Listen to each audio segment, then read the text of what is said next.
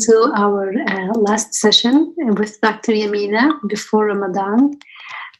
As you know, we'll be taking a break in Ramadan from our Monday weekly meetings. Instead, we'll be meeting on Sunday afternoons at 2 o'clock with guest speakers, inshallah. This may be our final session on Surah Al-Kahf, and we have the very important story of Musa alayhi salam and Khadr for today. And as usual, we'll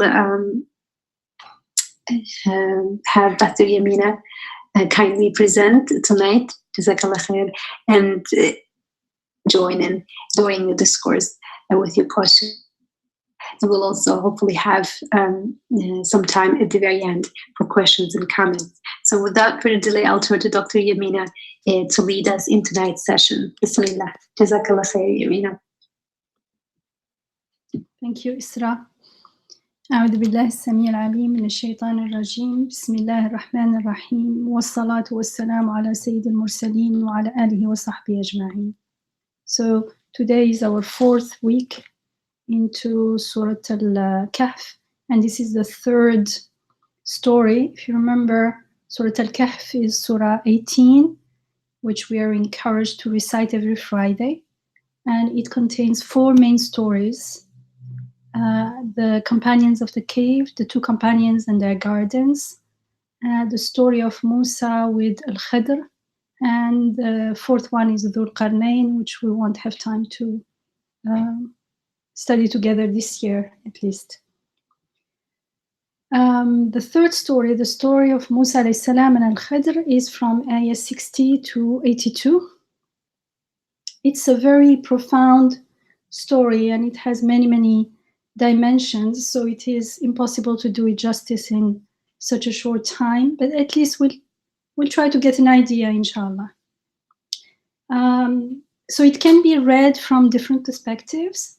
From one perspective, it can be read as a trial of patience and trust, trusting that our most merciful and wise Rabb doesn't create anything without meaning and purpose, however much it doesn't seem so to us, at least not always, especially when we don't like what's going on. And again, we're taught not to rely on appearances, on outer appearances, because every event is part of a large whole. It's like a word, and each word is part of a larger message from the unseen. The whole creation is like a speech from the divine coming from the unseen, a constant speech. And each event is just like a word. So sometimes we focus on one single event and we can digest it. We don't like what's going on. And because we don't stop and pause and look at it from a different perspective, detach from being too much into it and have that perspective that will give us a new perception and to see it within the whole. And we start seeing that at least even when we don't understand its meaning, it is not as big as we think it is. And in order to read the signs, we've learned so far, constantly repeat, reading the signs is very important. That's what we talked about in Surah Al-Alaq, that starts with Iqra' bismi rabbika alladhi khalaq, read in the name of your Rabb who has created.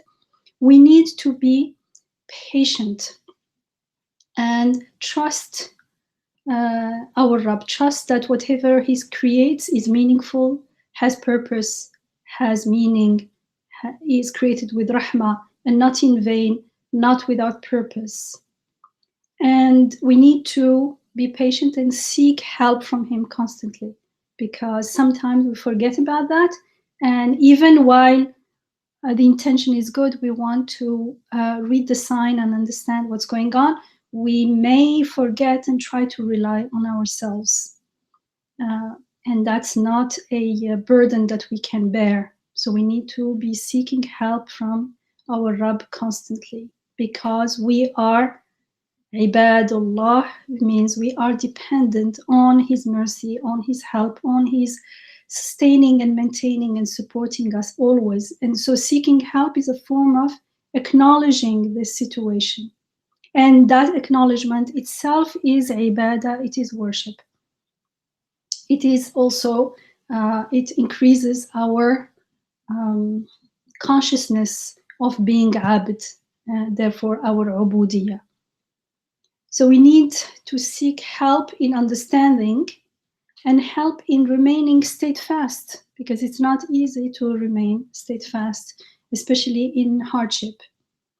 And in a sense, it is a reminder of our total dependence on our Rabb. So when we read the ayat in the Quran, the verses, the units of the Quran, and together with the Quran, we read the ayat in the creation, we have to keep in mind that we can only grasp as much as we are taught. As we say, Subhanaka la ilma lana illa ma 'allamtana. Glory be to you. We only know as much as you have taught us. This is a verse from the Quran. I think it's 232, but I'm not sure. Meaning just because, so from one, there are two aspects of this reality. One is that all that I know is imparted onto me. It is not, I'm not the source of it.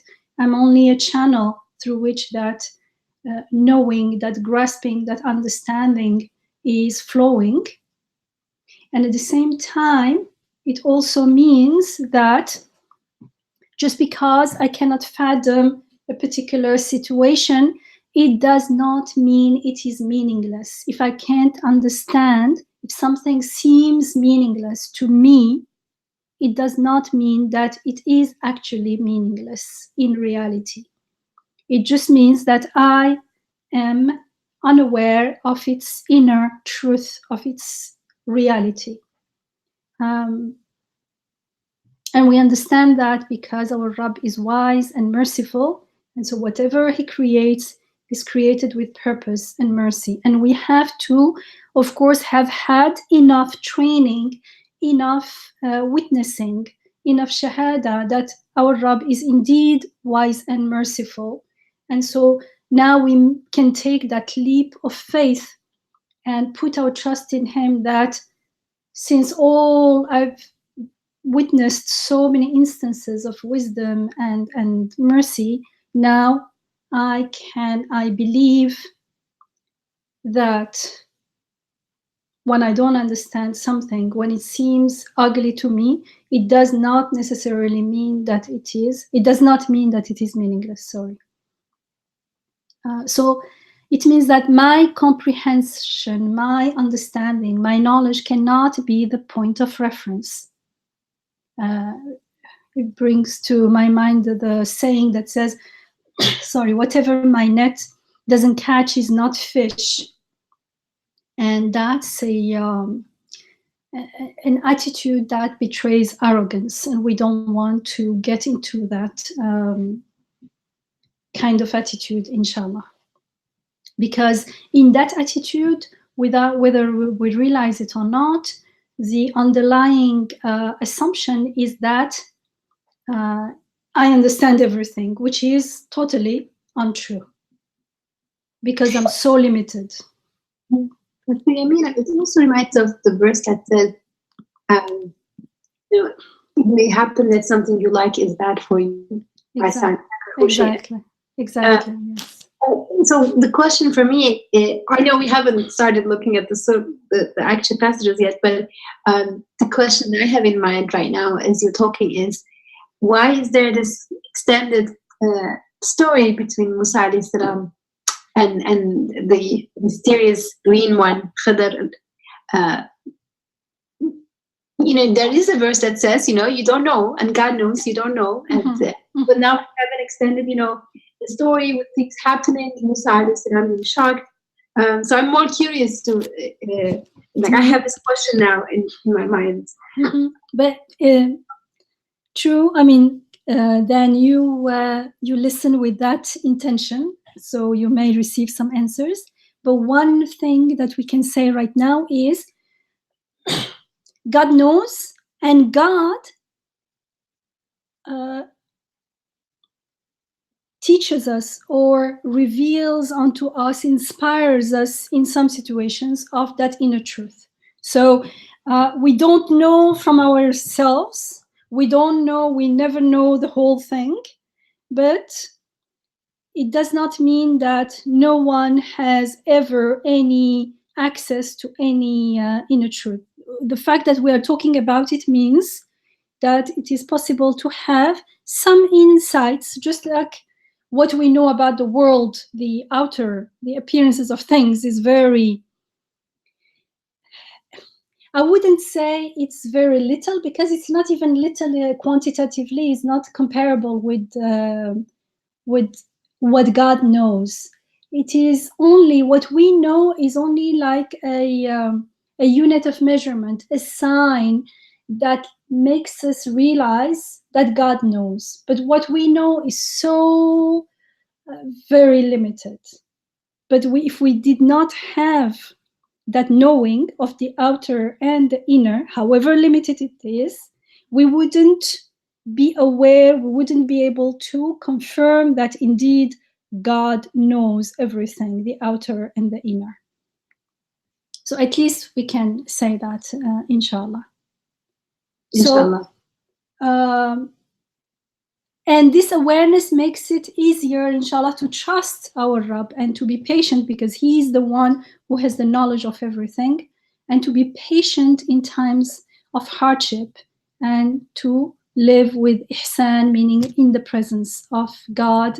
In the presence of God means seeing, witnessing wajh Allah, the face of God in everything. Then then we will be open to be initiated in that wisdom, in that inner truth. That inner truth is given. It's not something you can go and work on. It's a gift. And so what helps us in our journey in this worldly life is the fact, one thing that always makes, I think, makes things easier, even when we don't know what's going on, we don't know its meaning, is the fact that everything is transient. Because in the transience, they remind us that life is not our final destination. They indicate that the world, they indicate the world of the unseen, the eternal world of akhirah, of the hereafter. That make that the more certainty we have in the transience, the impermanence of the world, and how that impermanence is a sign to the unseen world of permanence, the easier it becomes to be patient, because otherwise it's not so obvious. Also, it is through the transience that we understand, through the transience of things, of the world, that we understand that everything is an ayah, the creational ayah, the signs, which means that they indicate, they are meaningful. It means they indicate meanings beyond their own existence. They are happening for a reason.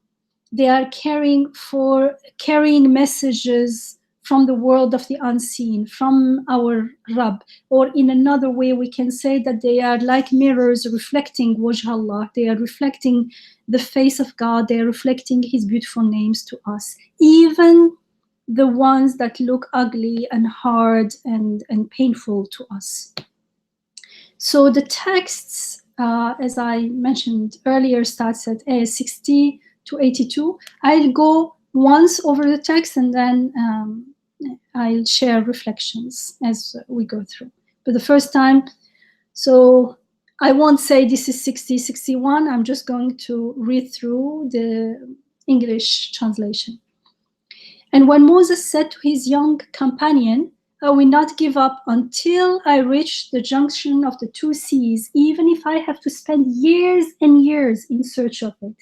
So when they reached the junction, where the two seas met, they forgot their fish, so it took its course through the sea and left. So when they had passed, Moses, or Musa alayhi salam, said to his young companion, "Bring us our lunch. Truly, we have suffered hardship from this journey of ours."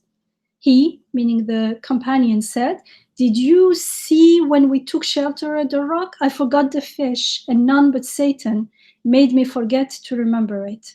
And it took its course through the sea in a strange way." He, Musa alayhi salam, said, "That was what we were seeking." So they went back, tracing their footsteps.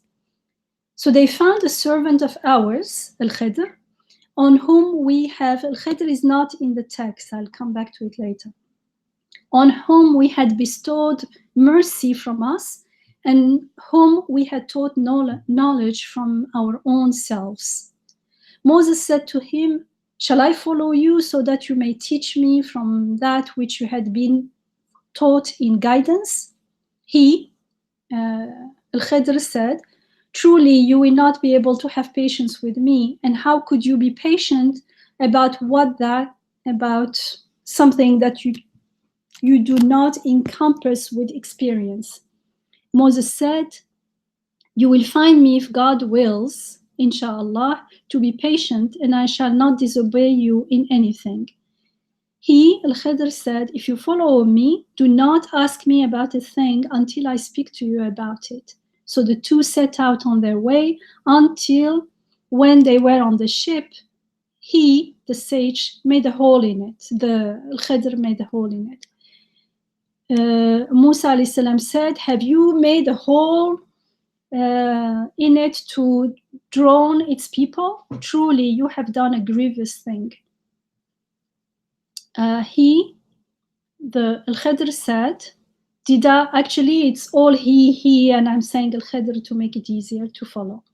"Did I not tell you that you will not be able to have patience with me?" Musa said, "Do not hold against me what I have forgotten, nor overwhelm me with difficulty in my matter." The two then set out until when they came across a young man. He, Al-Khidr, killed him. Musa said, "Have you killed an innocent soul without his having taken another life? It's truly a terrible thing you have done." Al-Khidr said, "Did I not tell you that you would not be able to have patience with me?" Musa answered, "If I ask you about a thing after this, do not keep me in your company. You have heard enough excuses from me." The two then set out until they came to the people of a village, of a town. They asked them for food, but they refused to offer them hospitality. They found in it a wall wanting to collapse. So Al-Khidr rebuilt it, and Musa said, "If you had wished, you could have taken a wage in exchange for it." Khidr answered, "This is a parting between me and you. I will tell you the interpretation of of that which you were unable to have patience with. As for the ship, it belonged to poor people who worked in the sea, so I wanted to damage it because there was a king behind them who forcefully took every ship. As for the young man, his parents were believers, whereas we had every reason to fear that he would bring bitter grief upon them by his overweening wickedness and disbelief. So we wanted that their sustainer grant them in his stead a child of greater purity than him and closer to them in loving tenderness. As for the wall, it belonged to two orphan boys in the town, and there was a treasure beneath it, which belonged to them, and their father was a righteous man. So your sustainer wanted that when they attained their age of full strength, they should bring forth their treasure by your sustainer's mercy, your Rabb's mercy. And I did not do any of this of my own accord. وَمَا فَعَلْتُهُ عَنْ أَمْرِي. This is the interpretation of that about which you were not able to have patience. So this is the story. Now there are a few hadiths on this topic regarding the encounter and also regarding the unnamed servant of God. In hadith, in Sahih al-Bukhari, for instance, we are told that the unnamed abd, the sage in this story, was Al-Khidr, which means the green one or the verdant one. So that's why I will call him Al-Khidr, because that's what the hadith tells us. It is said that he was named Al-Khidr because he sat upon a barren land, and when he sat down, it became green with vegetation. And many scholars understood this hadith in an allegorical sense, the reviving of barren land, so it became fertile and green, has been understood as referring to the rejuvenation of the human heart, the human spirit with Iman. So Al-Khidr represents a person who, by his very presence, his knowledge, revives, regenerates, and makes things green in this sense, like brings life back to everything.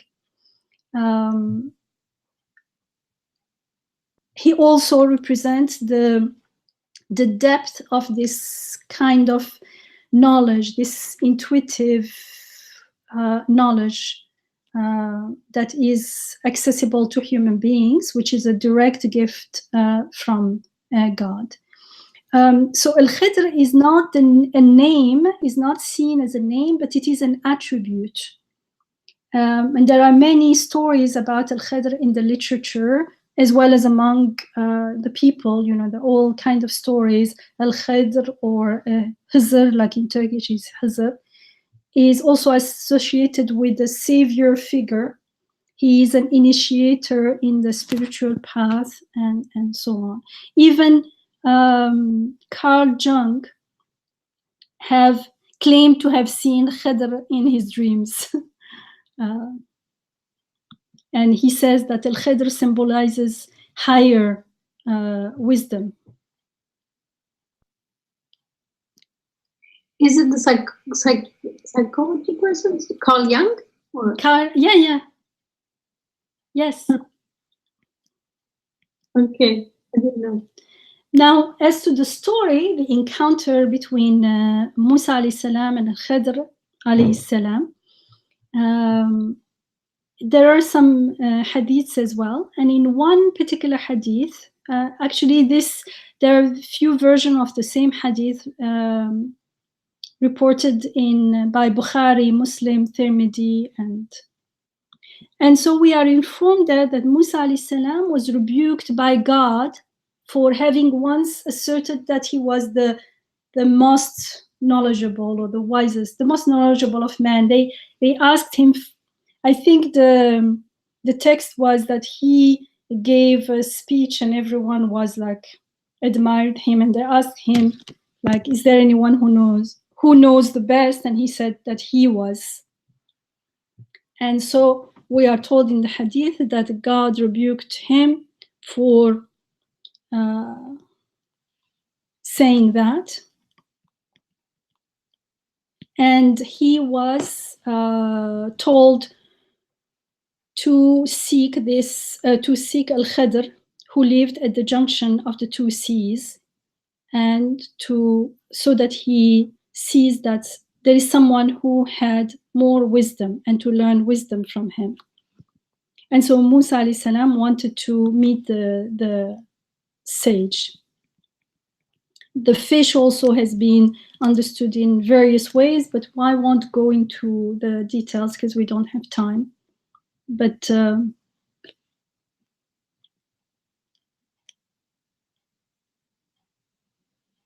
the two seas also represent different things.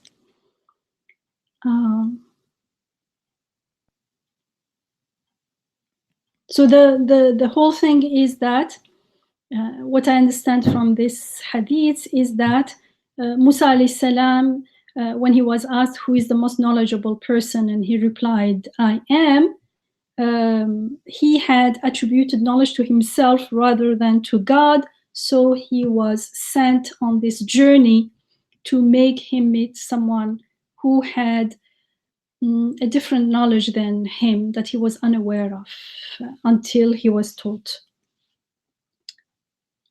And as always, we'll keep in mind that in this case, Musa alayhi salam represents a state of being where it feels that I understand, I know. It could be different. I'm not talking about I understand, I know, while being an unbeliever. While being a believer, and while even the knowledge I'm claiming to know maybe pertains to knowing God, akhirah, and everything, but there may be a sense of somehow the knowing is from me. I am an active participator, an active actor, agent in the knowing. And there are, of course, various degrees of this. So we'll understand the Musa alayhi salam to represent the potential within us. Sorry.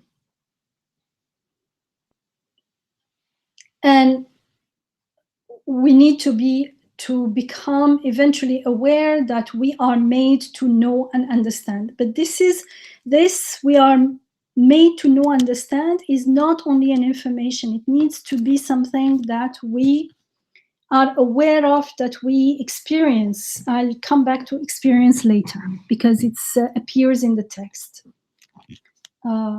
So when I experience the truth and the reality that I'm made to understand, then I can acknowledge my limitedness, or that experience of being made to understand, that experience and that witnessing is a form of acknowledging my limitedness, my dependence of my Rabb, my ubudiyah. It is a statement of Tawheed, just like we say, La ilaha illallah, there is no God but the one God. La alima illallah, there is no knowing and no source of knowledge except God. And so this acknowledgement gains new dimensions as we grow in awareness of our limitedness, which is the mirror to the comprehensiveness of Rububiyyah and of the beautiful names of God. So consciousness here, or mindfulness, is is a key thing. It's very important. It's not only about information, repeating words. That's not knowing. Knowing is something we have certainty with, we live with, we experience. It is not knowing if we don't experience it. Yamina, yeah. I want to make a comment / question. Yeah, I'm not sure if this is the right time, or feel free to snooze it if you like. Musa alayhi salam, could we take Musa alayhi salam, given that he was a prophet? Of course, we always highlight it's important to keep in mind that all of these are potentials within us without forgetting that. Keeping in mind that he was a prophet who had this extraordinary opportunity to converse with God and receive revelation. Could it be that Musa alayhi salam is presenting that guidance we get through like these explicit guidelines about life? Musa alayhi salam, I'm thinking of his Sharia, the law that was given to him, the guidelines, the commandments, and that's extremely precious. And yet at the same time, it isn't all there to know. An example that comes to my mind is like in the story, there's murder, right? And Musa alayhi salam has been given the commandment that you shall not murder, or guidelines under which we extremely take care for innocent life. You don't kill except for capital punishment in a very kind of just manner. And all of these guidelines are extremely important to to appreciate the life giver and arrange our lives around it. But it doesn't mean that it's all there is, in the sense of what you do with your free will doesn't guarantee certain outcomes. Like, even if we did our best to stop all kinds of injustices and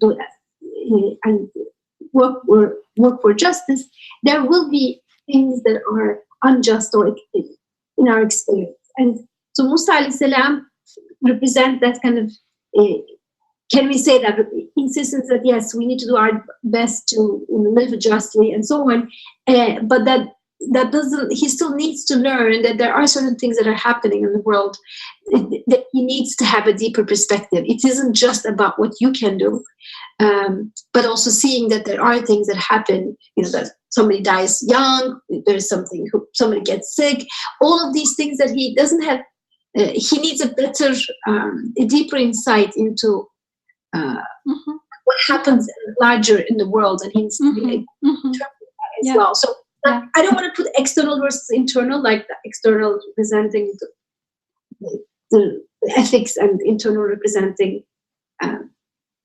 insights.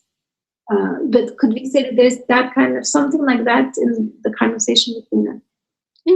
Yeah, there is something like that, and I'm sure many people understood it in that way as well. When we come to those verses, inshallah, but definitely it is, we can definitely say that we're introduced to a new way, a new kind of knowledge here. And together with Musa alayhi salam, of course. So he is being introduced and we are being introduced together with him. And it depends on what he has been already given by as a revelation so far. It's just... no, it is complementary. It's not, it is different, and it is complementary in the sense that they complement each other. And we need both in our journey towards God.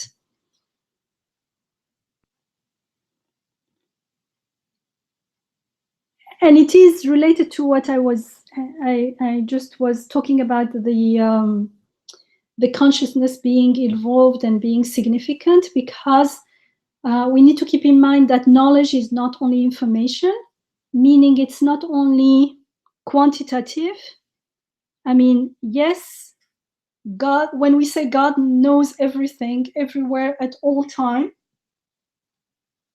as we are told in the Quran, Inna Allah bi kulli shay'in alim, God knows everything. We tend to think of everything, whatever we can imagine, and beyond our imagination as well. But we are thinking quantitatively, in a sense. I don't know how to express it, but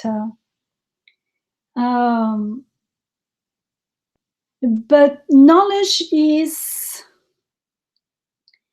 or God's knowledge is beyond what we can fathom. We're told in the Quran, it's repeated many times, that God knows what is in the hearts. Inna Allah alimun bi dhati sudur. And there is in an ayah, we are told, وَعِنْدَهُ مَفَاتِحُ الْغَيْبِ لَا يَعْلَمُهَا إِلَّا هُ.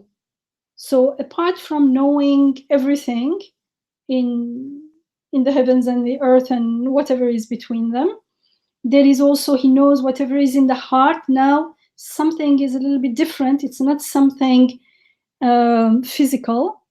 Plus, we are told to him belong the keys of the unseen. عنده مفاتيح الغيب لا يعلمها إلا هو. And then after that, we are told only he knows them. Then we are told he knows all that is on land and in sea, and there is not a leaf that falls, but he knows it, and neither is there a grain in the earth's deep darkness, or nor anything living or dead, but is recorded fi كتاب إلا في كتاب مبين, in a clear decree. So in this ayah, I feel like we are being told that his knowledge is beyond what we can fathom. So it's not only something quantitative, but it's also something qualitative, if I may say. There are different aspects to this knowledge. Some aspect cannot be or can be, let's put it in the positive, grasped intuitively.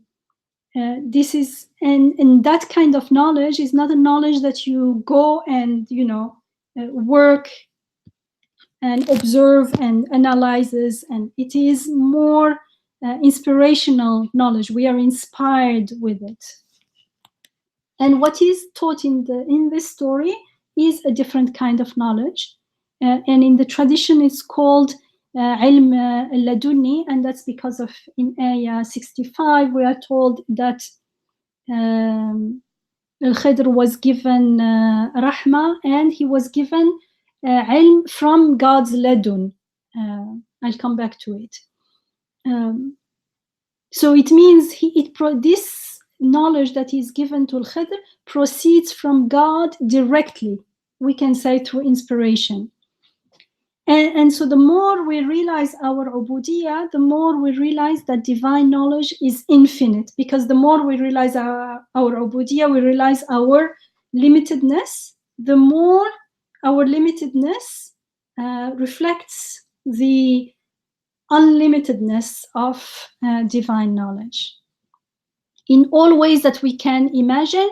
And there is a line beyond which we can't go, and even in our imagination we realize that it is beyond our imagination even.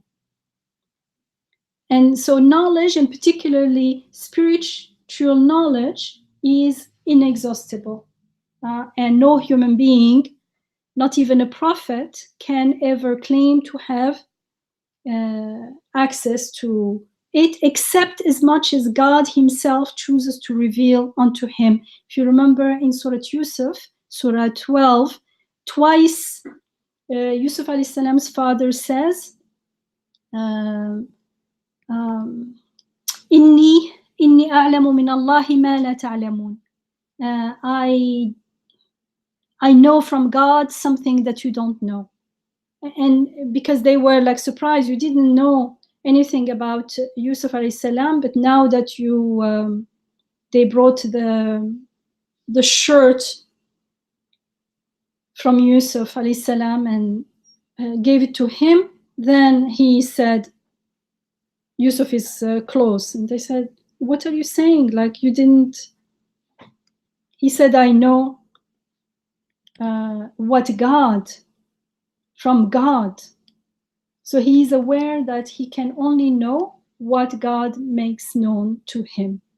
So this idea of that God's knowledge, that divine knowledge is inexhaustible, is referred to in the last two verses of this Surah, Surah Al-Kahf, and they are the famous verses that says that if the sea were ink for my Rabb's words, the sea would be exhausted before my Rabb's words are exhausted. And this is so even if we were to add to it sea upon sea. So if we had sea upon sea upon sea of ink, they would not exhaust God's words. That represents God's knowledge.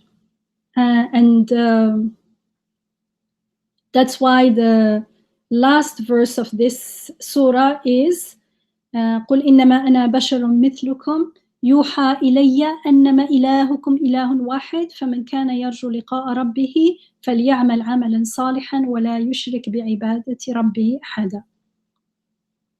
So after telling us that his knowledge is infinite, the Prophet is told, tell them that I am only a mortal person like you. If I know anything, it's because it's been revealed to me from God. And your God is telling me, and you telling us, that there is only one God, and therefore look forward to meeting your sustainer. And we meet him in this world before the next. In the next, it's too late. And let him act accordingly, let him do righteous deeds, and let him not make shirk, let him not worship anything but God. If I have time, I'll come back to this, but this is the conclusion of all this teaching, is to be aware that everything is coming from God, and therefore worship him alone, seek help from him alone, be grateful to him alone. So the ilm al-laduni, or ilm al-ladun, is appears, this ladun appears in the Quran many times, but here in this story it appears, for instance, in 65, when we are told, so they found a servant of ours on whom we had bestowed mercy from us, and whom we had taught knowledge from our own selves. min ladunna ilma wa 'allamnahu min ladunna ilma. Min ladun in Arabic is somehow synonymous with min inda. Min ind is from. However, in the Quran, there is a differentiation between the two expressions. From God's ladun is used to refer to things that are very close to God, while inda is used in a broader sense, and not only for something coming from God, but everything else. So when attributed to God, the word ladun refers to special things that come directly from him, like rahmah. In the beginning of the ayah, the story of the companions of the cave, the youth, in ayah 10, we were told when those youth took refuge in the cave, they prayed, رَبَّنَا آتِنَا مِن لَدُنْكَ رَحْمَةً. O our sustainer, bestow on us mercy from yourself, from your ladun, like directly from you. So it's used for rahmah, for ilm, for... And one of the four, the word ladun occurs in the Quran 18 times, and 4 of them are in Surah Al-Kahf. And one of those 4 refers not to God, but to Musa alayhi salam speaking to Al-Khidr when he is excusing himself.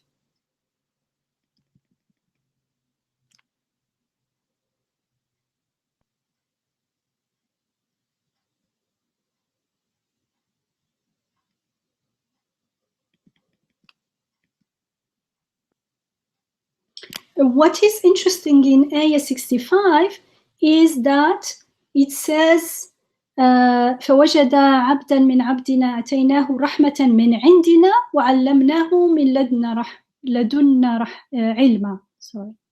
So we are told that one from among our servants, meaning Al-Khidr, whom they found him, whom we had granted mercy from us, and we taught him knowledge from our ladun, from ourselves. And see how this knowledge is mentioned after rahmah, which means that Al-Khidr is the recipient of rahmah and knowledge. So this is a knowledge, because this is a knowledge that leads to rahmah. This is a knowledge that itself is a gift of rahmah. And remember that the Prophet ﷺ, for instance, we are told he was sent rahmatan lil alameen. So the sending of prophets, because they bring us knowledge, they bring us guidance, they bring us light, their sending is a rahmah. They are rahmah to everyone who listens and follows the guidance.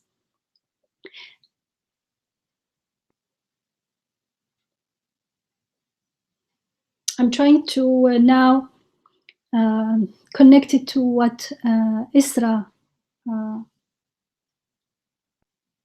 said,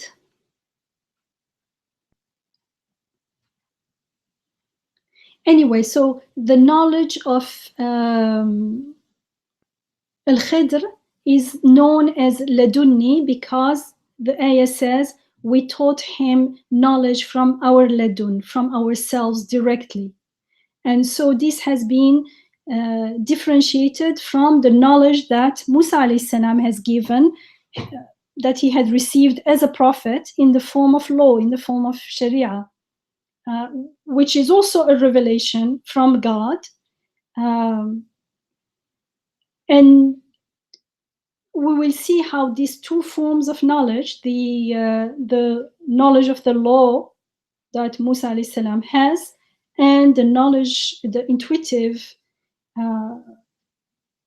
inspirational, if we can say, knowledge, are complementary in the sense that they complete each other.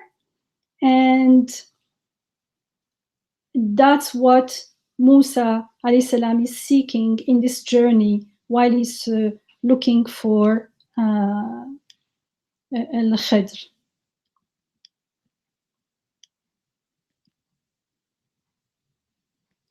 And as we will see, the story also sheds some lights on the nature of this knowledge that Al-Khidr has and that Musa is unacquainted with yet.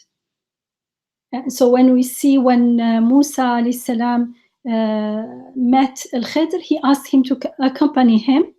He said, "Shall I follow you so that you may teach me from that which you had been taught in guidance?" So he knows that what Al-Khidr will teach him is also guidance, rushd.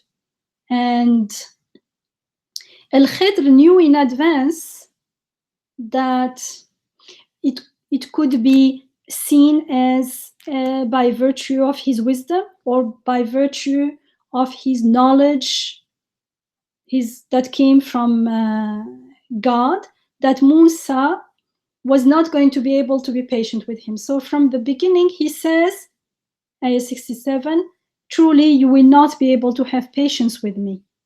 So he knows, and this will be fulfilled. We will see that Musa won't have patience with him. And he knows this. So we can say it's wisdom, but this wisdom is a particular kind of wisdom.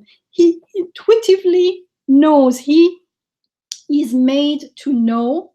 He is in a state of being, in a state of receive or listening, of receiving from his Rabb, so that he can read the state of being of the other person. So it's like not reading sign by sign, but reading a whole human being and his state of being, his soul and his spirit, which is also a reading of the signs. But it's like someone is reading the alphabet, someone is reading the words, and someone is reading poems. So it is a higher level. It's more like the more we practice the reading, the more it becomes like a malaka. It becomes intuitive. It becomes a gift. And it is made easier and easier to receive it. But it is received. And the person who receives this kind of knowledge knows that it's not from them because they didn't do anything for it. And it comes not as a choice, as a result of an effort, but as a total, just a gift from God.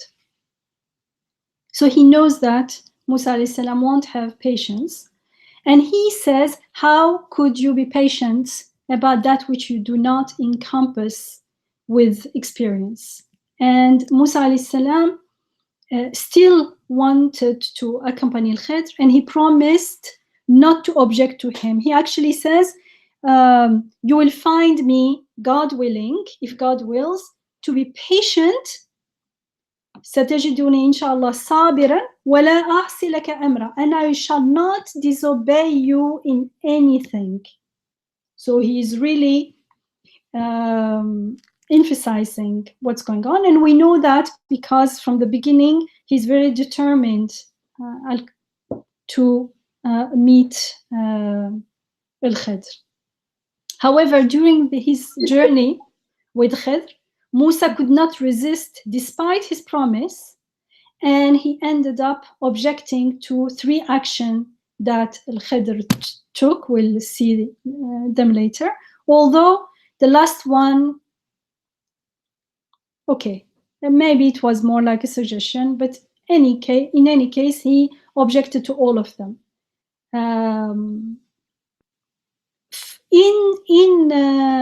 Or from Musa alayhi salam's perspective, Al-Khidr had damaged, with no apparent reason, a boat whose owner had given them a ride. Then he killed a young man with no apparent reason. And finally, he built a wall about to collapse in a village where people had refused to even feed them, and he did not even ask for remuneration. And after Musa's 3rd objection, Al-Khidr decided it was time that they parted, and that was because Musa alayhi salam himself had said that if I do it again, then we can part. But we also understand that it must be that the purpose of their encounter must have been fulfilled, and that's when he explained to Musa alayhi salam the meaning of his action, the actions that Musa could not understand, and that's from ayah 78 to 82. So as we are going through this story, we'll bear in mind, again, as usual, that this story is guidance and rahmah to every one of us. And again, there is a potential Musa in every one of us, and a potential Khidr is accessible to every one of us. Now, interestingly, in ayah 60, the first ayah of this story, we are told that Musa said to his young companion, I will not give up until I reach the junction of the 2 seas, even if I have to spend years and years in search of it. Can you see the determination? It seems like this meeting must have been of great importance to Musa alayhi salam, because he said even if he had to spend years and years in search of it, he is going to carry on until he will not give up until he meets him.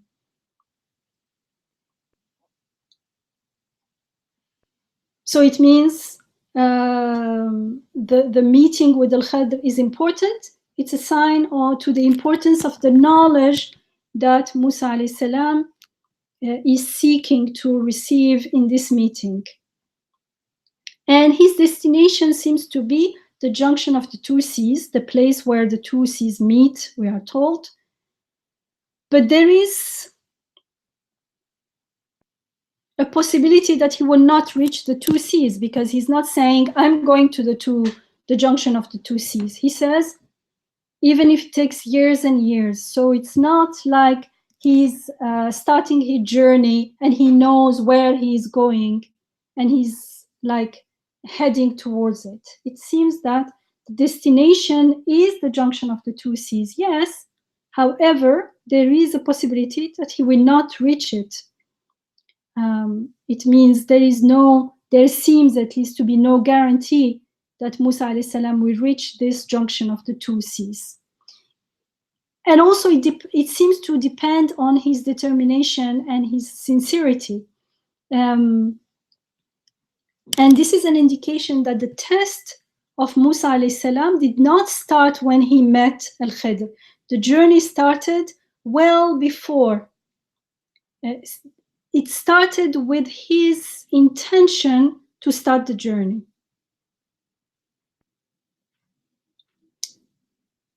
And this seems to me like similar to the saying that Hajj starts when you intend to go to Hajj. There is people sometimes say that.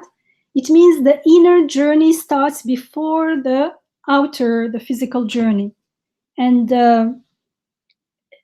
in some ways, in a sort, we can say that it is because it is a journey of the soul and not only the body moving towards a particular destination, then the journey of the soul starts with the choice, with the intention, with the determination to start the journey of seeking, in this case, seeking al-Khidr, seeking some special knowledge, some special teaching from him. And then what we're told in the next ayah, so when they reached the junction where the two met, so we are told they reached the junction, okay? They forgot their fish, so it took its course through the sea and left.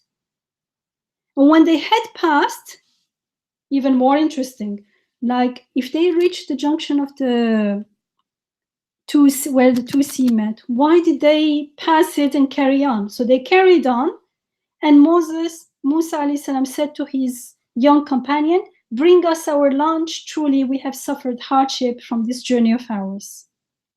And it is then that the companion said, "Did you see when we took shelter at the rock? The rock is at the junction of the two seas. I forgot the fish, and none but Satan made me forget to remember it, and it took its course through the sea in a strange way." It is only then, so they stop at the junction of the two seas, they stop at a rock, they lose the fish there, it goes into the sea in a strange way, they carry on. Musa alayhi salam is not aware yet that they lost the fish. They carry on walking, they are very tired, hungry, he wants to eat the fish, have some food, and it is then that he hears that the fish was lost. And it is then in ayah 64 that Musa alayhi salam said, "That was what we were seeking." So they went back tracing their footsteps. Isn't that interesting? And that's where, when they went back, they found Al-Khidr there. So I found it very interesting, actually, because the objective of Musa alayhi salam was the junction of the two seas. And interestingly, he reaches the junction of the two seas, yet he still carries on his journey. If his objective was the junction of the two seas, and he was so determined, how could he possibly miss it if it was only seeking that location? Normally. So, could it be, Yamina? Yeah. Could it be that he was seeking a sign to happen around the junction of the two seas? Like he was seeking something, like a sign to call up, like, that will catch his attention.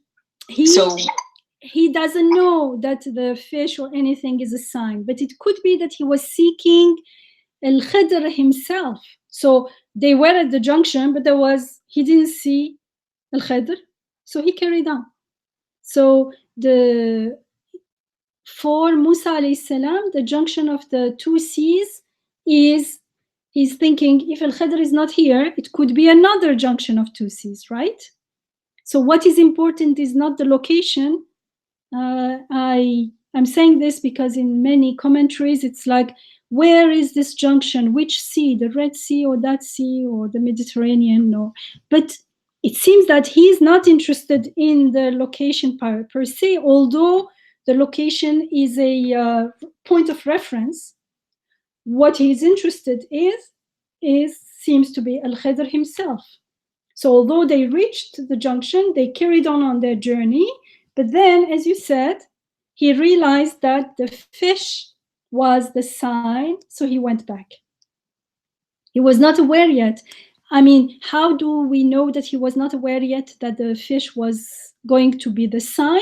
Because when he was tired and hungry, he asked for the fish to eat, right?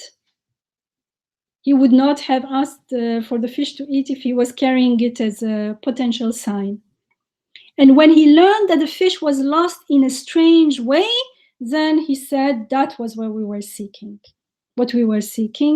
And so the disappearance of the fish indicated that was the the location, the point that they were looking for. So this tells us that recognizing the junction of the two seas is not only recognizing it as a physical observation. Oh, I found the location. Here it is. Let's sit here and wait for Al-Khadr. I'm looking at it this way because I want it to be relevant to my life. How do I apply this in my life? So it was not only that, because otherwise Musa alayhi salam would have sat there and waited there. He would not have left and then turned back. So it needed attentiveness to the ayat. And I don't think, it doesn't seem like Musa was, where are the ayats? Where are the ayats? At least we are not told that in this passage, in this story. However, because of his sincerity, because of his determination, he's so focused on his journey that as soon as he heard about the loss of the fish, plus not only the fish is lost, but also in a strange way, in a miraculous way, then he immediately understood that it must have been a sign, an ayah. And he went back.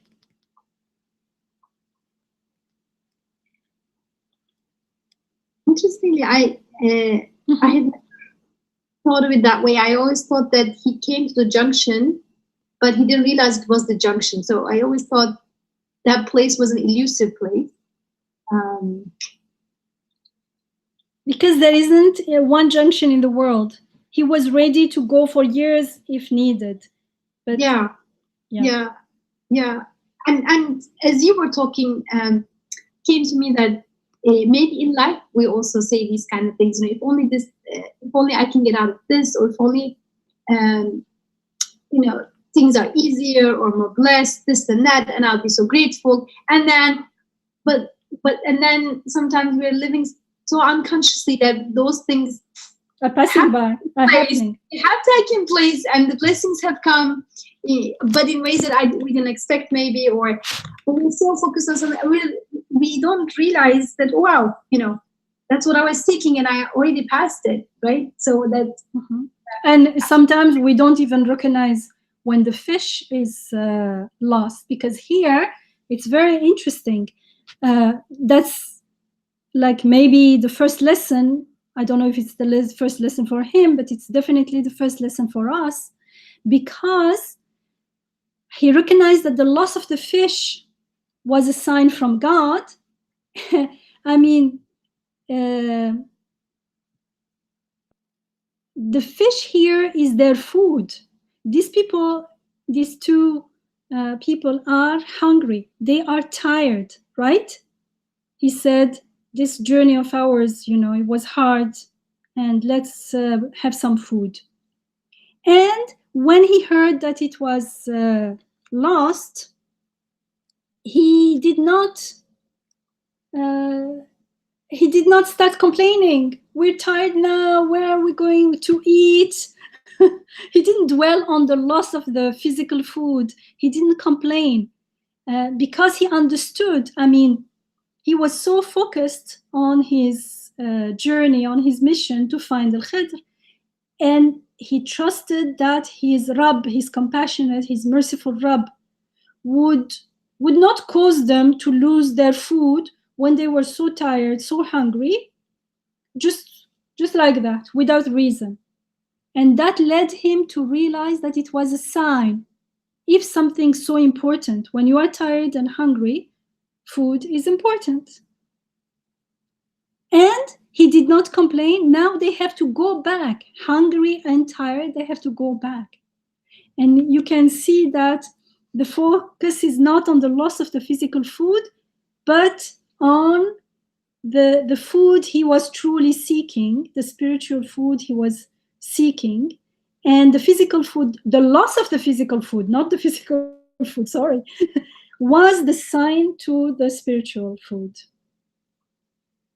That's also important, because we get stuck in we lost something. How come? Like, we are so attached to the physical thing that its loss, we cannot realize that sometimes it could be a sign to something, not to something much better. Yamina, like as you're talking, also came to my mind, like that physical food and the loss of food is like people who were dispatched from their countries, like people from Syria, from Afghanistan, like, that, like, none of them wanted to leave their countries.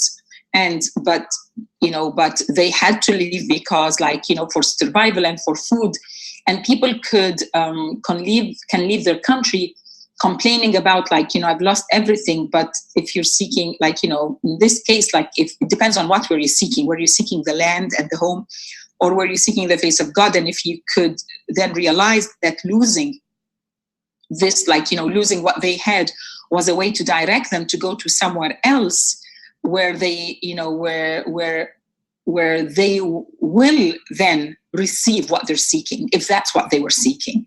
So it's interesting that you said the word food. So food for everyone is something different. Like, food is something that you need. So whether it's safety, it is a job, it is like respect, it is like, it's your need. And when you don't find your need somewhere, and then you realize, okay, I'm going to look for it, like, instead of complaining about it not being present here, if your hal is seeking the face of God, then you'll go and look for what you need somewhere else. And then if that's your hal, then definitely Allah will if your hal was, I want to seek the face of God, then God will reveal. However much you lose, whatever you lose is not important, because the source of everything is with Him. It's not the thing itself. And also, it turns out that what you lose is your guide. Like, what you lose is your guide to stop, like, to come back, like, or to go to a different way. So, like, he was walking, like, in this road, but when he lost it, it was his guide to change direction. Like, the loss of something was the sign in itself. ما خلقت هذا باطلا. Like, the loss itself, Moses realized that the loss itself of this was not to complain about, because it definitely for him was that the loss had a meaning, had a sign. Yeah, thank you. And another interesting point is that the fish was alive. It joined the sea, we are told, in a strange way, meaning in a ajaba, in a miraculous way. And this miracle is also a sign to finding Al-Khidr. And this has also been understood as significant. Like, since God made the life of the fish be where Al-Khidr was, like at the junction of the two seas, in a sense, it is an indication that Al-Khidr and the knowledge he represents gives life. It makes everything green. It gives life to barren land. And this knowledge is related to the hereafter. And therefore, it is through this knowledge that we learn how the impermanent, how to find permanence within the impermanent, right? This is something I constantly mention, how the impermanent can be made permanent, bi'idhnillah, or we find in it how it is assigned to the permanent, to akhirah, to the eternal, beautiful names of God. And the place where Al-Khidr is to be found is at the junction of the two seas, and the two seas have been likened to many things, but in this sense, we could say that the realms of the outer appearance and the inner truth, the realm of the impermanent and the permanent, and we can draw many other parallels, inshallah. Actually, the two seas also reminds us of the two seas in Surah Al-Rahman, where we are told that everything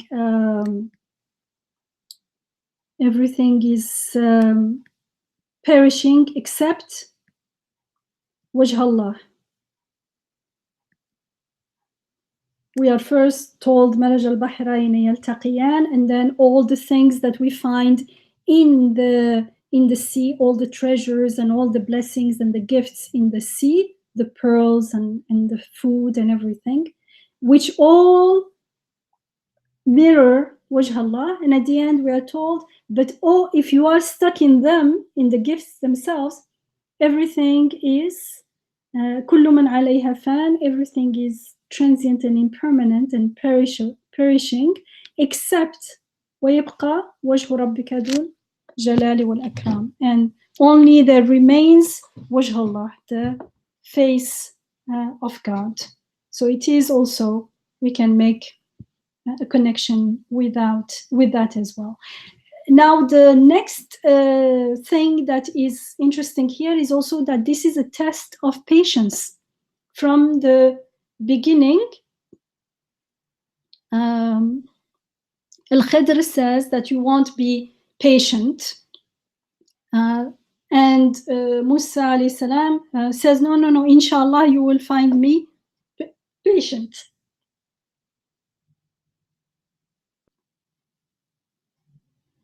So there is this patience thing, and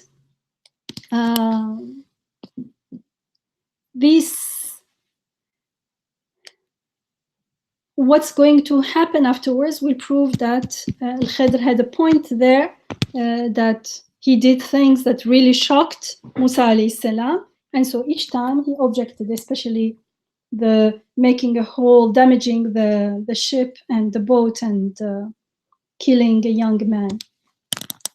That apparently, from Musa alayhi salam's perspective, they just met this man and there it goes, he's dead. I mean, in life, there won't be a Khidr killing someone, but we see things happening and people die, and young people die, and sometimes in ways that you think it feels that it is unfair. So in our experience, it's not going to be Al-Khidr coming and doing it, but it's going to be done through what we see as particular conditions and causes, but still people die in all kinds of different conditions on a daily level. So this test in patience seems to be important in the teaching of Musa alayhi salam, because we know from the Quran there are many passages when we see that he had a really hard time with his people, the children of Israel, because of their constant objections. I mean, if you read Surah Al-Baqarah, for instance, they are objecting continuously. And actually it is for us to teach us not to be stuck in the outer appearances and keep objecting without aim. And so in order to, it's not about stopping objection in itself, but finding that inner peace and inner surrender that will lead us to more acceptance of what is. That is something that is taught in Surah Al-Baqarah. But anyways, so the Musa alayhi salam is having hard time with his people because they keep objecting to everything. And in this situation, he was the one who objected. He was the one who did not show patience. Now he can learn to truly be patient with others, because now he's discovering a little of their impatience and objection within himself through experience. In ayah 68, Al-Khidr says you won't be able. So in 67 he says, truly you will not be able to have patience with me. Why? In 68 he explains why. Al-Khidr is speaking, how could you be patient about that which you do not encompass with experience? وَكَيْفَ تَصْبِرُ عَلَى مَا لَمْ تُحِطْ بِهِ خُبْرًا. So khubra is experience. He said, if you have not experienced something, how can you be patient about it? And so this is, we understand that the fact that he is objecting and being impatient is part of the training, of the teaching. because this is where he needs teaching in this area. And this teaching needs to be internalized. So unless he himself is going to experience it, he won't be able to understand what's going on with the others. And so the actions that Al-Khidr chose, he chose something that will really shock him, so that he will make him object and bring that within him. So this teaching is about encompassing an issue with experience, as Al-Khidr is saying, and that's the only way he can understand that state of objecting and not showing patience, even though he knew perfectly well who Al-Khidr was. He knew what the purpose of their meeting was, and he himself promised he'd be patient. Still, he found himself being impatient. So through this experience, now he can empathize with that state of being of others. I mean, in others, it's going to be worse. Even in small things, they are going to be impatient and object. But you will see what he is experiencing within himself is going to be like a unit of measurement for him. Because not only he can empathize, but eventually as he heals it within himself, he can guide others. He can be a guide to others in that particular area, like the prophets and the heirs, warathatul anbiya. They guide people, bi'idhnillah, and they facilitate their spiritual healing from shirk to the extent that they themselves went through the process of healing. So healing the eye, it's like Khidr here, alayhi salam, is showing Musa his eye, the eye within him that's showing up. And the prophets teach us the healing of the eye within us from its fictitious ownership. That's where the source of shirk starts, because when I claim even a little ownership, I am going to project it onto the outer world, and it's going to be myriads of little ownerships. Because if I own my life, if I own my knowledge, I take it for granted that everyone else own whatever they know, their knowledge as well. But if I am aware that my knowledge is flowing through me, it is only a reflection of knowledge from God, it is a gift from God, then everyone's else knowledge, whether little or a lot, I will recognize it for what it is, as a gift from God. And so this is a healing from the false claims to, for instance, in this case, to understand, to know, to whatever the I claims to agency for. Yes? Yamina, we seem to have some comments. Mm-hmm. Shall we take them? Okay. Fariha, do you still have a comment? I saw your hand up. Assalamu alaikum. Yeah, I actually had a question, but I'm thinking more on it a little bit, but let me just throw it out there. I mean, in this story that we're mentioning of Moses and Khidr, so I'm just thinking about myself. I'm Moses, journeying in the universe. I encounter different events and so on and so forth. So this whole notion of Khidr, like for me, what does it represent? Could it be like divine knowledge? Could it be, because to me it doesn't seem like interpretation of events, because like, you know, the way I interpret things, but here it seems that, oh, it's like divine knowledge, like something that I don't know, like I may go on encountering events, but you know, but I just have to be responsible of my duty, which is, you know, to acknowledge the source of existence of things, where things are coming from, but that's as far as I can get.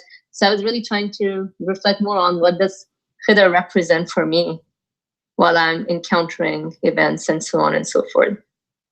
And it was interesting that Dr. Yamina, you mentioned about like Moses, like he's set on a journey. You know, he's been searching. Like it's all of us, we've been, going through this journey.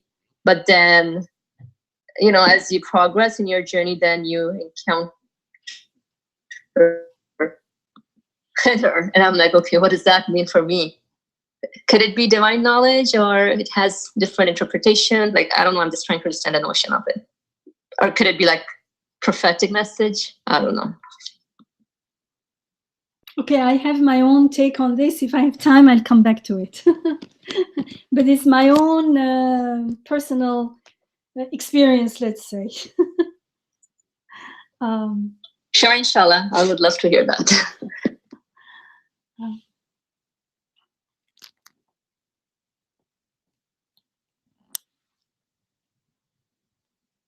So here, I hope we understood how this the objecting of Musa alayhi salam was part of acquiring or being taught experiential knowledge. So he had to go through the objection himself and not showing patience, although he had promised that each time he promised to be patient and to obey, because Al-Khidr had the condition that he would, if he wanted to come with him, he would not ask about anything until Khidr himself told him. So he knew this, he really wanted it, and he still objected. And to me, it's very telling, because his imtihan, his test with his people was that they object a lot. And so he went through the test of objection, and it is only when he himself objected that he could understand what's going on. It's not talking about it, it's talking from it. Experience is this. It's one thing to talk about something, it's another to talk from within it, from experience. You lived it.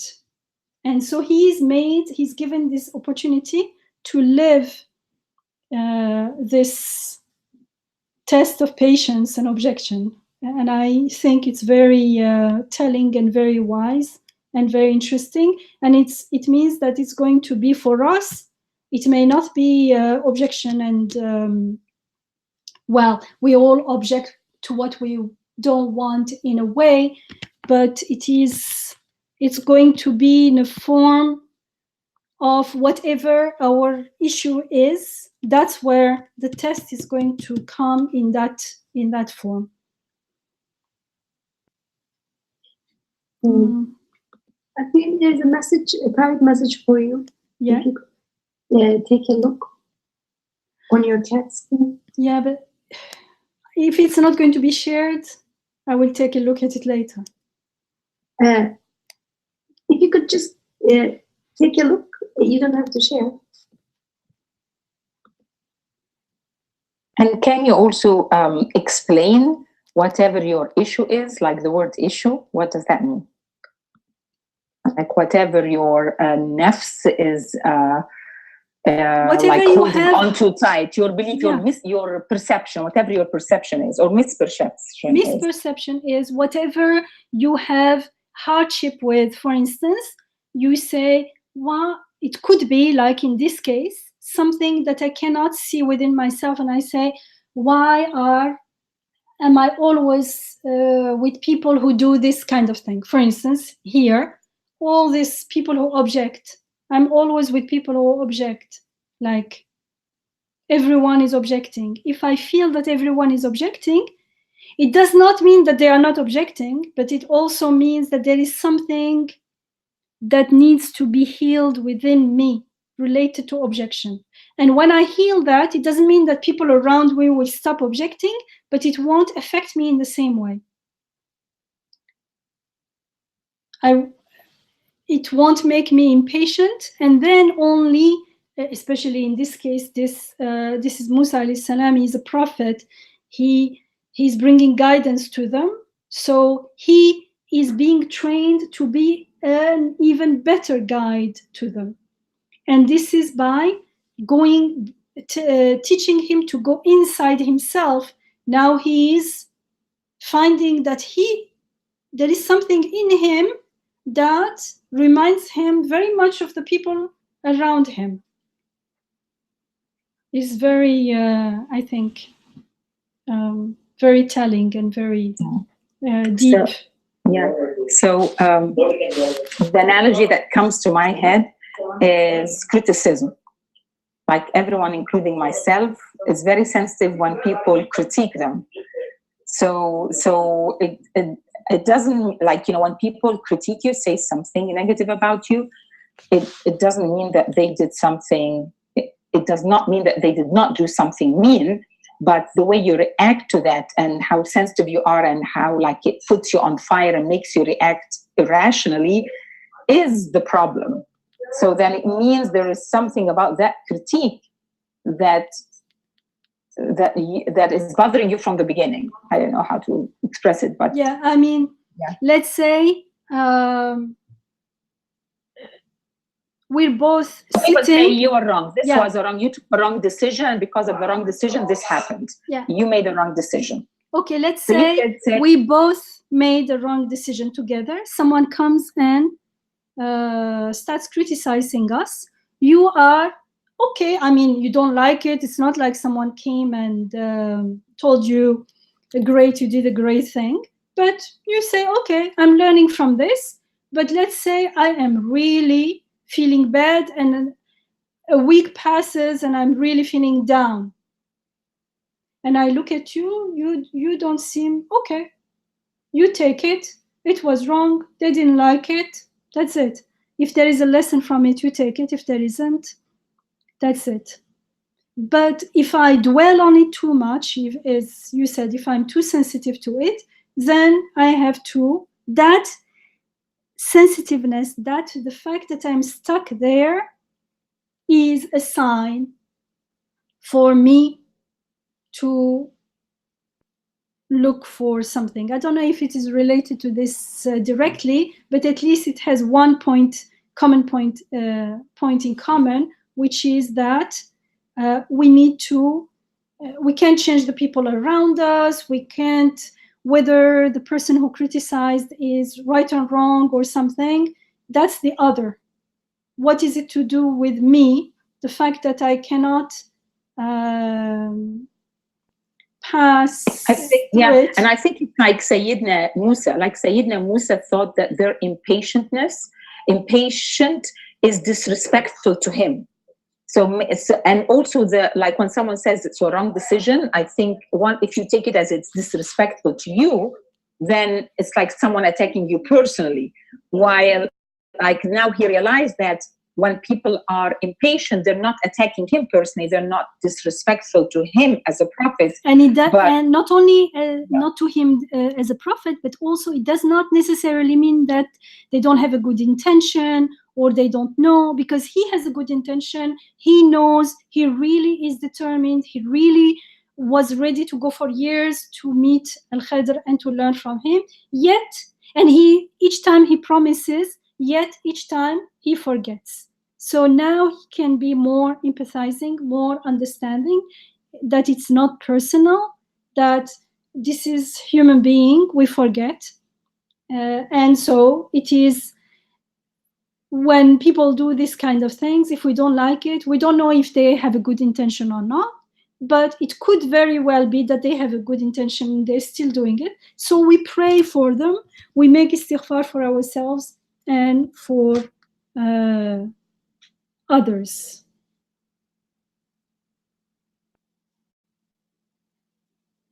So that was the patience test aspect.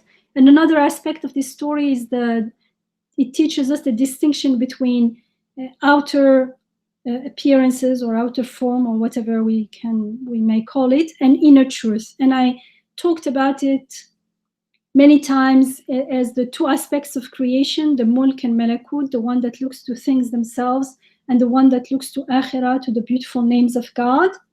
And so Musa alayhi salam had objections based on the outer aspect of things. There's no way those actions could be justified. He is totally correct there. But then Khidr showed him that inwardly there was a reason. Therefore, in life, there won't be a man, Khidr, doing things with us, but things are happening in our life. So we need to trust God's wisdom and compassion, even when things seem so messed up to us. And because, yes? Were you able to look at my Yes.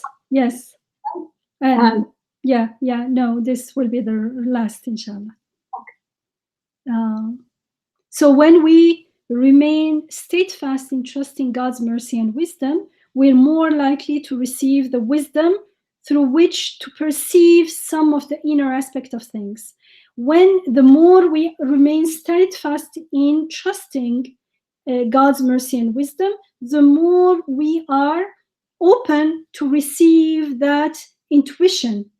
When we face and take full responsibility, because we see that Musa alayhi salam, I didn't go through those ayats in details, but we see that the first time he says, Inshallah, you will find me patient. I will obey you. The second time he said, I'm sorry, I forgot. Please do not be hard on me. And then afterwards, what did he say? After the second time he objected, he said, okay, if I won't bring any excuses. If I do it again, you are free to leave me. So he's taking full responsibility for his mistake. This is very important. It's only when we take full responsibility for our mistake that we are ready to hear Al-Khidr within us. The message of Al-Khidr, and it's not an interpretation in the sense that I sit and interpret. It is not a cognitive, a rational activity. I am inspired. That's why in our retreats, I insist that don't try to think. Just listen, stop and listen. And that's exactly what Musa alayhi salam did in the last time, the third objection. He does not say anything. He listens. And when he stops and doesn't say anything, then Al-Khidr speaks to him and give him the meaning of what's going on. That meaning comes spontaneously from within. It's a gift from God. It is not it's not cogitation.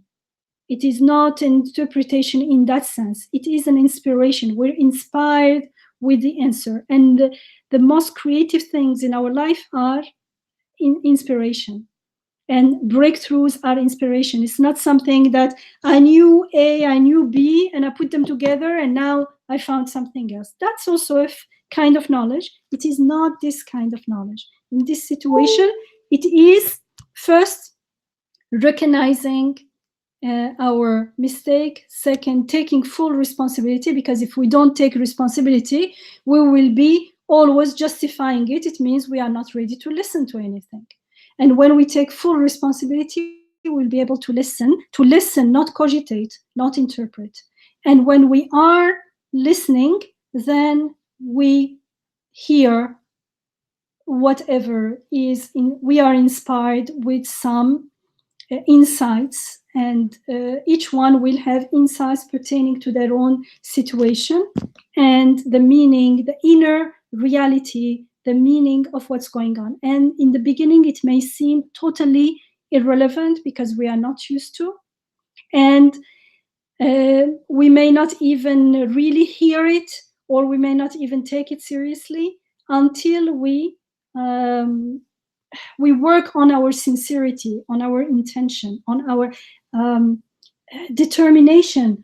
Musa alayhi salam is so determined. He says, even if it takes years, I will not give up. Subhanallah. And so this kind of of, let's say, inward or inner truth is given to us when we trust, we take full responsibility, we don't accuse anything or anyone or things around us, and we trust God and listen. Because there are many aspects of everything. Anything that happens has many aspects that looks to truth, to akhirah, to God's beautiful names. And so the knowledge of the inner truth is when we get a, how do you say, a sparkle of it, when we're an insight of it, then it is like light. It illuminates our way, our path, and that's why we call it breakthrough. Now, in the case of Musa alayhi salam, he was a prophet, he was a messenger, he had received revelation, and he was not only a Nabi, he was also a Rasul with a Sharia, with a law. So people, when we think of Sharia, we think of regulating outward acts, as Isra said in the beginning. For example, like the Salat, the way we fast, which days, which month we fast, how we fast, and how we make up for it and everything, how much we give for zakat and things like that. So Sharia is usually thought about this kind of outward action. However, all these acts, all these outer acts and regulations, they constitute ibadah, they constitute worship only to the extent of the meaning they carry, only to the extent of the intention with which they are carried. Without intention, without the right intention, without meaning, they become like a body without soul. They become like an empty shell. So the soul of this action is known as the truth, the inner truth, al-haqiqa. And these acts are supposed to embody this truth of who God is, of akhirah, of the purpose of our life, of the reality of Tawheed. Without that, someone, just because he is making all the motions of Salat, it does not become Salat. It only is Salat if he's doing it with intention of bowing and prostrating before God, of worshiping God, and he needs to know somehow who God is and things like that. So the meaning, the inner truth is what makes those actions meaningful and worshipful, or like they become worship. And without that inner truth, those actions become devoid of the meaning of worship. And that's why Sharia cannot be separated from Haqiqa within it. And in this sense, the law, the Sharia, becomes a means. It is a means to facilitate our journey through Haqiqa. The goal is Haqiqa. But the Sharia is important. Why? Because it is the vehicle. And so the truth, Haqiqa, looks to the inner aspect of things, that look to Wajh Allah, that look to the beautiful names of God, that look to Akhirah. And in a sense, Surah Al-Baqarah, not only Surah Al-Baqarah, but Surah Al-Baqarah really talks a lot about how, for instance, the children of Israel focused on the law at the expense of the truth. They became obsessed with the action itself, and they don't care almost about its meaning. And but the law was supposed to serve that meaning, and so that attitude of theirs, it in a way it emptied the law of its meaning and its content, and became like an empty shell. And the Surah Al-Baqarah is for us, of course. We are the ones who are reading it and supposed to learn from it. You know, if you're stuck in halal and haram, and I could be drinking, as I always say, I'm drinking water, okay, it's halal, one step, one level. If I'm drinking water and being grateful to water, thinking that water gives life, I'm committing shirk. Shirk is worse than anything. So even the meaning of halal and haram can be reduced to the outer aspect only, and devoid of that inner depth, that inner meaning that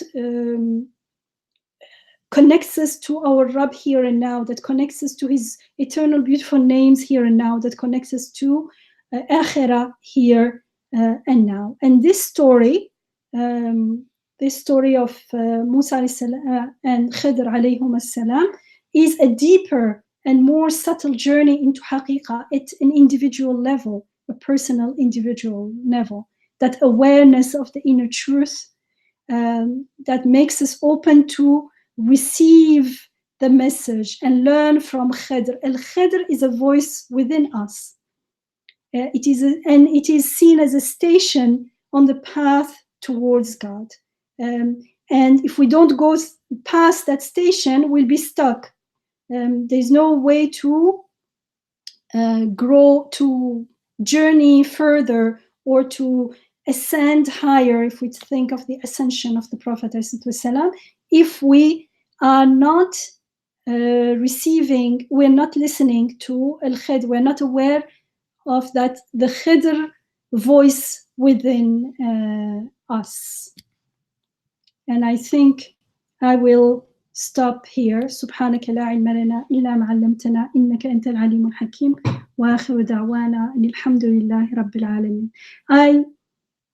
Anyway, just so that you know, I talked about the aspects of the test looking to the action of Al-Khidr, but there is also another way of looking at it related to Al-Khidr himself, but that's a little bit harder to talk about because the audience need to have a little more experiential knowledge about it. Okay, thank you. We'll stop here, inshallah. And Ramadan Kareem, but if you have any question, comment, please, you are welcome to.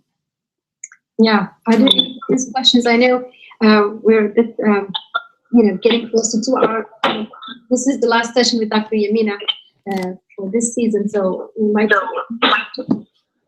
I have a technical question. Assalamu alaikum. Alaikum salam. Why are you calling him Al-Khidr? Where does that come from? I mentioned it at the beginning. It's from Hadith literature. And it's not a name. It's I had mentioned that it's an attribute. It's an attribute of, it is said in Hadith that he sat in a barren land and it became green. And so it is taken as an allegory of when Khidr, with his presence, he brings things to life. Anyway, we talked about it in the beginning. Yeah, I may have missed it. And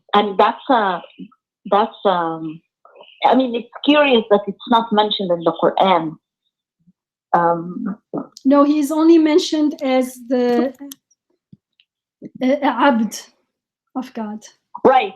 So I don't know. I haven't looked into the hadith, and I'm sorry I missed your explanation at the beginning of the. And I said I will call him. I call him Al-Khidr because he is known not only in the hadith but in the tradition and among people. He's known as Al-Khidr, but based on those traditions, it's more than one hadith. Okay. And for those who want to access the recordings, they will be available shortly on YouTube in Receiving No channel. So this particular session or previous sessions, you're welcome to access them.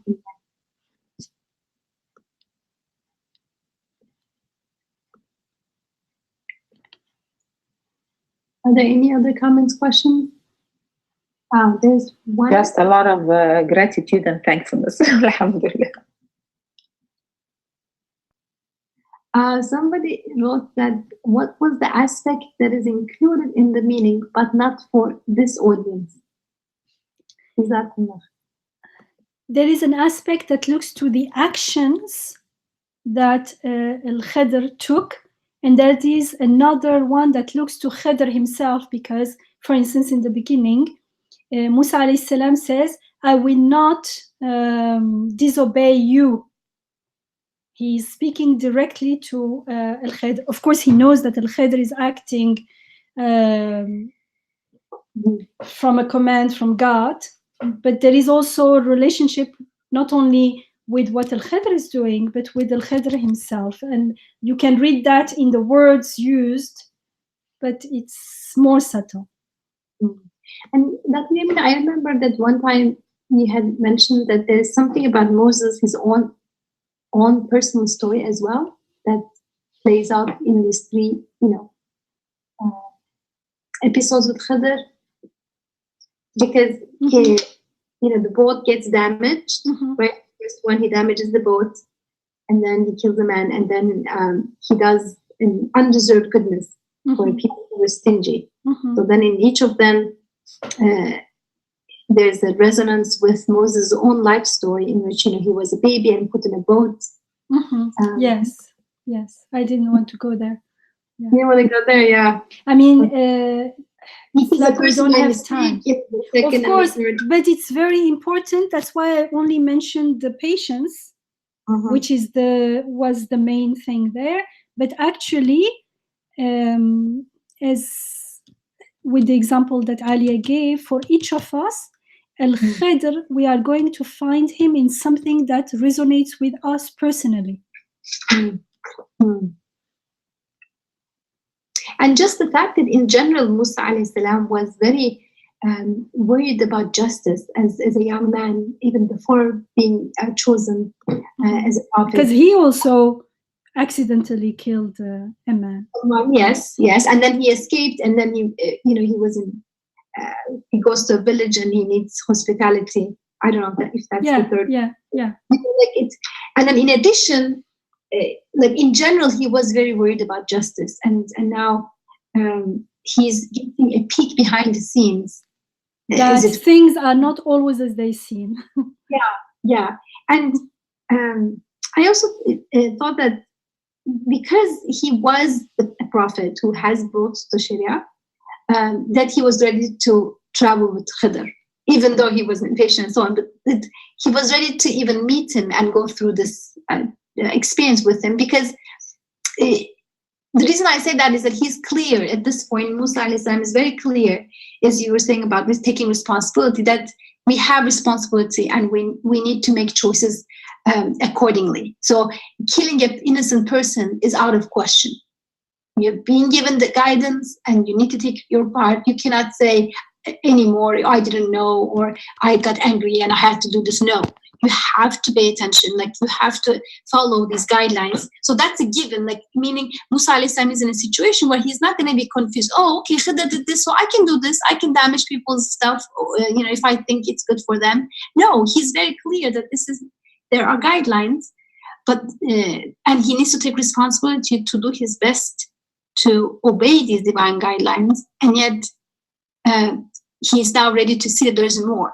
That just because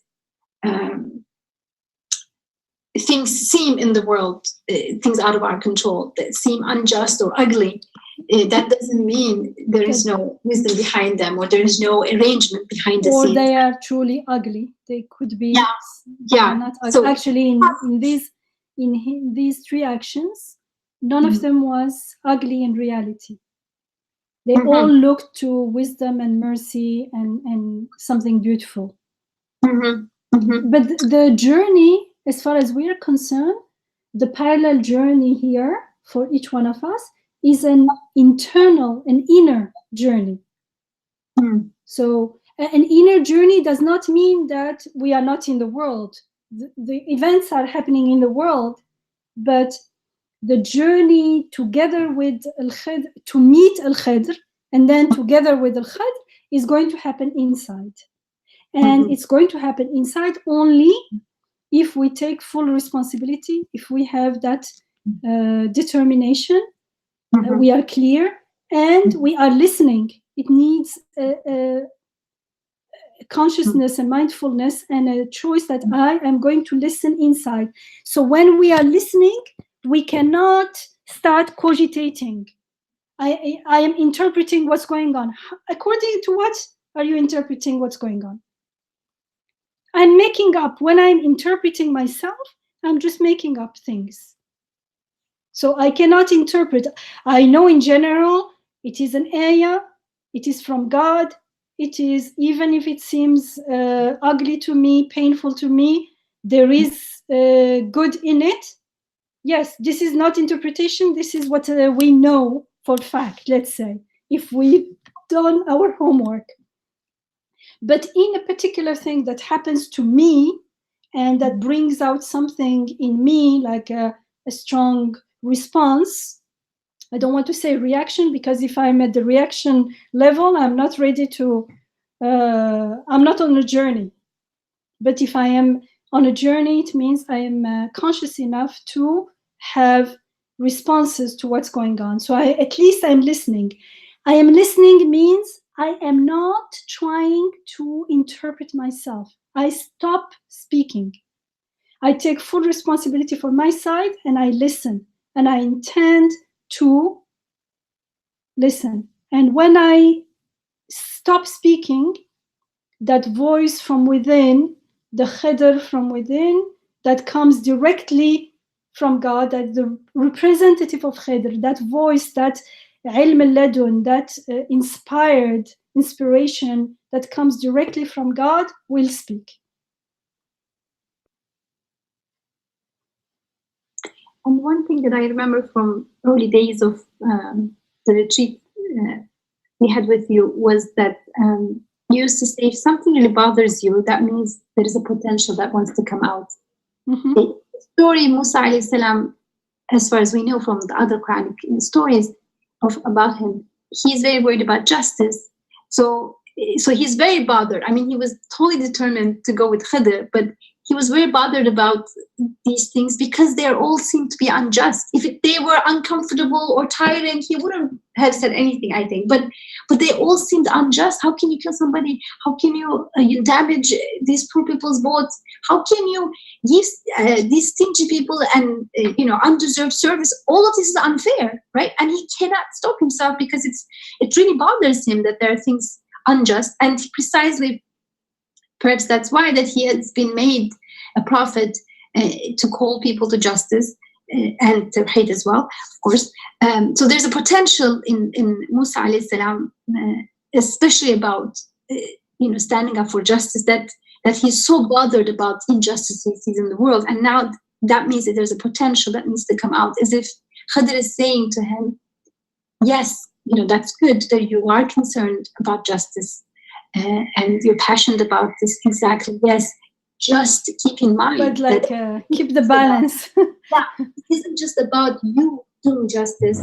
There are things happening in the world because of divine wisdom and compassion in ways that you yourself haven't noticed so far. So now you're ready to get it. And then if he wasn't bothered, this journey wouldn't be meaningful to him. Yeah, a learning journey.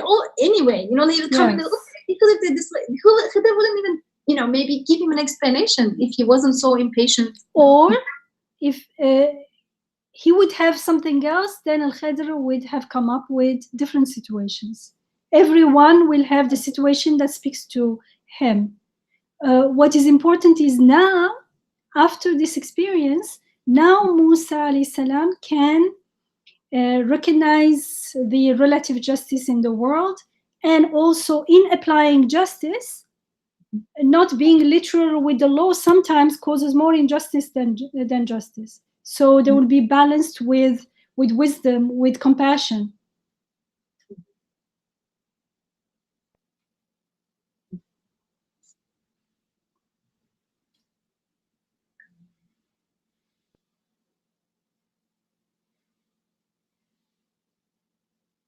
Anybody else wants to share a comment?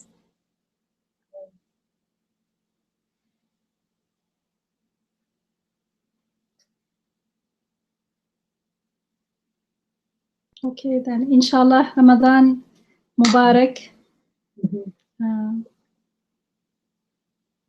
We'll meet next. Receiving Noor is still carrying on during Ramadan, inshallah. As Isra said at the beginning, on Sundays, at, was it 2 or 2:30? 2 p.m. inshallah, Eastern time. And inshallah, I will meet you again next, probably next September, bi'idhnillah, inshallah. So let's keep each other in each other's prayers, especially in these blessed days. Mm-hmm. And let's all seek to go on our personal journeys. Mm-hmm. One more thing, Dr. Yamina, this reminds me of the saying by Imam Nursi that says, people can be unjust, but qadar, your destiny, is always God transforms our injustices into justices. But of course, we will see the justice within it, the rahmah within it, if we are aware. Otherwise, if we're stuck in the appearance, we'll be complaining. Like the loss of the food for Musa alayhi salam. For some people, they will see that as loss of property, of wealth, is injustice, is bad, is unfair. But it was actually the sign to the true food, the true thing that he was seeking. So he didn't dwell on it, he didn't complain about it, he was just happy that he found Al-Khidr now. May we all find Al-Khidr during Ramadan, inshallah, in ourselves. Ameen, ya Rabbil Alameen. Ameen, inshallah. One technical clarification. I for some reason, I made the mistake of thinking that Ramadan starts on Sunday.